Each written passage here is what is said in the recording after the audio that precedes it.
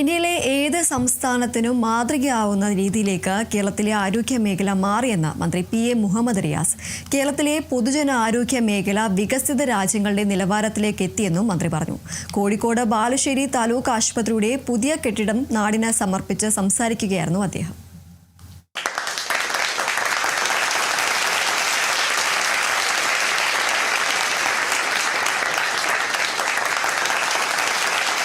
സമാനതകളില്ലാത്ത വെല്ലുവിളികളാണ് ഈ കാലയളവിൽ സൃഷ്ടിച്ചത്. ആ വെല്ലുവിളികളെ സുശക്തമായി നേരിട്ട് ദേശീയ തലത്തിൽ മികച്ച മുന്നേറ്റം നടത്തുവാൻ കേരളത്തിന്റെ ആരോഗ്യവകുപ്പിന് സാധിച്ചിട്ടുണ്ട്. 10,000 കോടിയിലധികം രൂപയുടെ വികസനമാണ് ഈ കാലയളവിൽ ഈ മേഖലയിൽ നടന്നിട്ട്. ആരോഗ്യ വനിതാ ശിശു വികസന വകുപ്പിന് ദേശീയ തലത്തിൽ 50-ലേറെ പുരസ്കാരങ്ങളും ബഹുമതികളുമാണ് ലഭിച്ചത്. ഈ കഴിഞ്ഞ 4 വർഷങ്ങളിൽ തുടർച്ചയായി ഏറ്റവും കൂടുതൽ സൗജന്യ ചികിത്സ നൽകിയ സംസ്ഥാനത്തിനുള്ള ദേശീയ പുരസ്കാരം നമ്മുടെ കേരളത്തിനാണ് ലഭിച്ചത്. കഴിഞ്ഞ 10 വർഷം കേരളത്തിലെ പൊതുജനാരോഗ്യ മേഖല വലിയ മാറ്റങ്ങൾക്കാണ് സാക്ഷ്യം വഹിച്ചത്. കഴിഞ്ഞ 4 വർഷം ഏറ്റവും കൂടുതൽ സൗജന്യ ചികിത്സ നൽകിയ സംസ്ഥാനവും ബജറ്റിൽ പൊതുജനാരോഗ്യ മേഖലയ്ക്ക് ഏറ്റവും കൂടുതൽ വിഹിതം മാറ്റിവെക്കുന്ന സംസ്ഥാനവും കേരളമാണ്.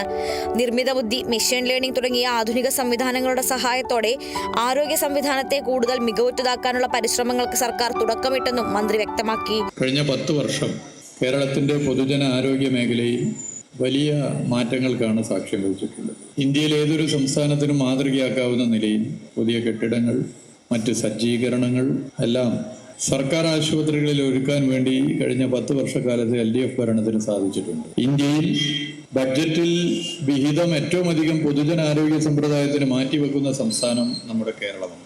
കഴിഞ്ഞ 10 വർഷത്തെ കണക്ക് പരിശോധിച്ചാൽ നമുക്കത് മനസ്സിലാക്കാൻ വേണ്ടി സാധിക്കുന്ന കാര്യമാണ്. പൊതുജനാരോഗ്യ സംവിധാനങ്ങളെ വളരെ അഭിമാനത്തോടു കൂടി ലോകത്തെവിടെയും ജീവിക്കുന്ന മലയാളിക്ക് ഇതാ ഞങ്ങളുടെ കേരളം എന്ന് പറയാൻ സാധിക്കും സ്ഥിതിയും. 26.31 കോടി രൂപ ചെലവിട്ടാണ് 43,855 ചതുരശ്ര അടിയിൽ ബാലുശ്ശേരി താലൂക്ക് ആശുപത്രിക്കായി പുതിയ കെട്ടിടം നിർമ്മിച്ചത്.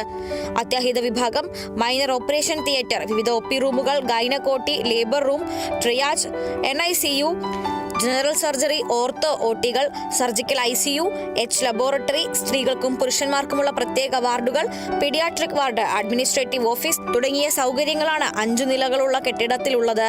നിലവിലെ കെട്ടിടത്തിന് മുകളിൽ നിർമ്മിച്ച വെർട്ടിക്കൽ ബ്ലോക്കും ആശുപത്രിയുടെ മുഖച്ഛായ മാറ്റിയിട്ടുണ്ട്. 1.14 ഏക്കറിലാണ് ആശുപത്രിയുള്ളത്. ഒരേ സമയം 20 പേർക്ക് വരെ ഉപയോഗിക്കാവുന്ന ലിഫ്റ്റ്, CCTV, മലിനജല സംസ്കരണ പ്ലാന്റ്, അഗ്നിരക്ഷാ സംവിധാനം, കുടിവെള്ളത്തിനും അഗ്നിശമനത്തിനുമായി 1,50,000 ലിറ്റർ ശേഷിയുള്ള ഭൂഗർഭജല സംഭരണി, കുടിവെള്ളത്തിന് മാത്രമായി 70,000 ലിറ്റർ ശേഷിയുള്ള മറ്റൊരു ഭൂഗർഭജല സംഭരണി എന്നിവയും ഒരുക്കിയിട്ടുണ്ട്.